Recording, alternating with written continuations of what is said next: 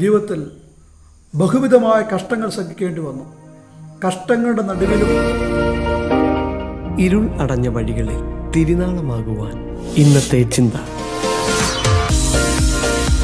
ദൈവത്തിന് സ്തോത്രം. ഇന്നത്തെ ചിന്തയിലേക്ക് എല്ലാ പ്രിയപ്പെട്ടവരെയും ഹൃദയംഗമായി സ്വാഗതം ചെയ്യുകയാണ്. ഇന്നത്തെ നമ്മുടെ ധ്യാനഭാഗം 1 തെസ്സലോനിക്ക ലേഖനം 1-ാം അധ്യായമാണല്ലോ. ഈ 1-ാം അധ്യായത്തിൽ വചനത്തെക്കുറിച്ചുള്ള ചില ചിന്തകൾ മാത്രം പങ്കുവെക്കുവാൻ ആഗ്രഹിക്കുകയാണ്. 1-ന്റെ-5-ാം വാക്യത്തിൽ നിന്ന് വായിക്കുന്നു, ഞങ്ങൾ എന്ന പ്രയോഗം പൗലോസും പൗലോസിനോട് കൂടെയുള്ള സിലാനോസും തീമോത്തിയോസിനെയൊക്കെ ചേർത്താണ് ഞങ്ങൾ എന്ന പ്രയോഗം നമുക്കവിടെ കാണാൻ കഴിയുന്നത്. അവർ ദൈവത്തിൻ്റെ വചനം തെസ്സലോനിക്കയുള്ള വിശ്വാസികളോട് അറിയിച്ചു.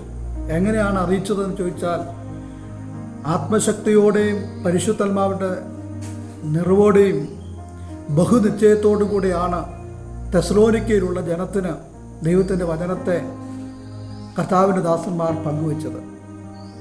അവ കേൾക്കുന്ന ദൈവത്തിൻ്റെ വചനത്തെ തെസ്സലോനിക്കയിലുള്ള വിശ്വാസികൾ അവർ സന്തോഷത്തോടെ ദൈവത്തിൻ്റെ വചനം കൈക്കൊണ്ടു. വചനത്തെ തള്ളിക്കളഞ്ഞില്ല.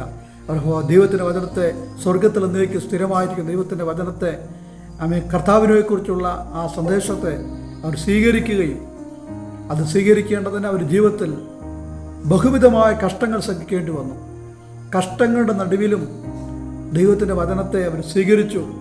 സുവിശേഷങ്ങൾ നാം വായിക്കുമ്പോൾ യേശു കർത്താവ് പറഞ്ഞ ഉപമയിൽ നമുക്കറിയാം, ഗ്രഹിക്കാത്ത വചനത്തെ ഹൃദയത്തിൽ നിന്ന് സാത്താൻ എടുത്തു കളയുമ്പോൾ വേരില്ലായകാൽ വിഷം ഉണങ്ങിപ്പോകുന്നത് പോലെ ദൈവത്തിൻ്റെ വചനത്തിൻ്റെ വേര് ഹൃദയത്തിൻ്റെ ആഴങ്ങളിൽ പതിക്കാത്ത വ്യക്തികളിൽ നിന്ന് പ്രതിസന്ധി വരുമ്പോൾ, അത് ഉണങ്ങിപ്പോകുമ്പോൾ വഴിയരികെ വീണ വിത്ത് പോലെ മുന്നിലാൽ ഞെരുക്കപ്പെട്ട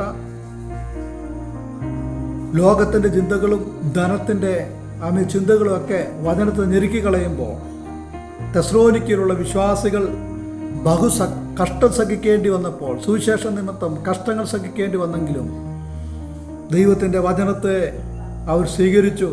അത് പരിശുദ്ധാത്മാവിൻ്റെ സന്തോഷത്തോടെ സ്വീകരിച്ചു. അതുമാത്രമല്ല, കർത്താവിനും വചനം അറിയിച്ച കർത്തൃ ശുശ്രൂഷകർക്കും അനുഗ്രഹിക്കപ്പെട്ടവരായി മാത്രമല്ല, അനുകരിക്കാൻ കഴിയുന്ന മാതൃകയുള്ള ഒരു ക്രിസ്തുജീവിതം തെസ്സലോനിക്ക വിശ്വാസികൾ നയിക്കുന്നതായിട്ട് നമുക്ക് ഈ തിരുവചന ഭാഗം പഠിപ്പിക്കുന്നു. വചനം അറിയിക്കുന്ന ഒരു ശുശ്രൂഷകർ, സന്തോഷത്തോടെ ആ വചനം സ്വീകരിക്കുന്ന തെസ്സലോനിക്ക വിശ്വാസികൾ, പരിശുദ്ധാത്മാവിൻ്റെ ശക്തിയോടെ ശുശ്രൂഷകർ ദൈവത്തിൻ്റെ വചനം സംസാരിച്ചപ്പോൾ പരിശുദ്ധാത്മാവിൻ്റെ സന്തോഷത്തോടെ സ്വീകരിച്ച ഒരു തെസ്സലോനിക്ക വിശ്വാസികൾ. എന്നാൽ അതുകൊണ്ട് ആ വചനം അതിൻ്റെ പ്രവർത്തനം നിലച്ചില്ല. നമുക്ക് കാണുന്നത് അതിൻ്റെ 8-ാം വാക്യത്തിൽ ഇങ്ങനെ നാം വായിക്കുന്നു, തെസ്സലോനിക്ക വിശ്വാസികളിൽ നിന്നും അത് മറ്റുള്ളവരിലേക്ക് ദൈവത്തിൻ്റെ വചനം ഒഴുകുന്ന, അല്ലെങ്കിൽ അവരിൽ നിന്ന് ദൈവത്തിൻ്റെ വചനം മറ്റുള്ളവരിലേക്ക് മുഴങ്ങിച്ചെല്ലുന്ന ഒരനുഭവം നമുക്ക് കാണാൻ കഴിയുന്നത്.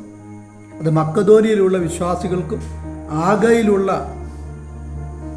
വിശ്വാസികളും എല്ലാവരും ദൈവത്തിൻ്റെ വചനം തെസ്സലോനിക്കയിൽ നിന്ന് അവർ കേൾക്കത്തക്കവണ്ണം തെസ്സലോനിക്കർ കേട്ട, പ്രാപിച്ച, അനുഭവിച്ച ദൈവത്തിൻ്റെ വചനം പങ്കുവെക്കുന്നതായിട്ട് ഈ തിരുവചന ഭാഗം നമ്മെ പഠിപ്പിക്കുകയാണ്.